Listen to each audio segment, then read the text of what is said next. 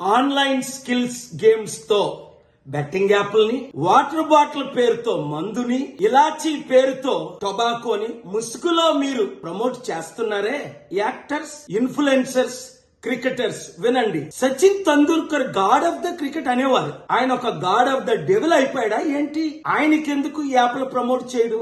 ఇప్పుడు విజయ్ దేవరకొండ బిలో ఆయన టెక్స్ట్ లో ఒక మ్యాటర్ చదివాను, షాక్ అవుతున్నాను.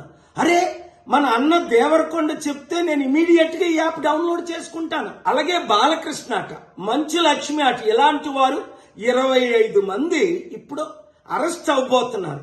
ఒకవేళ పోలీసులు వాళ్ళ దగ్గర పొలిటీషియన్స్ డబ్బులు తీసుకొని అరెస్ట్ చేయకపోతే వారందరినీ సుప్రీంకోర్టుకి నేను నడిపిస్తా. ప్రకాష్ రాజు లాగా మీరు కూడా తప్పయింది అని ఓపెన్ అపాలజీ చెప్పినంత వరకు. 2, మీరు సంపాదించిన డబ్బు ₹1 అయితే 1 కోటి, 10 కోట్లు అయితే 10 కోట్లు, 980 మంది ఆత్మహత్యలు చేసుకున్నారు. అంటే వారిని మీరు నరహత్య చేశారు.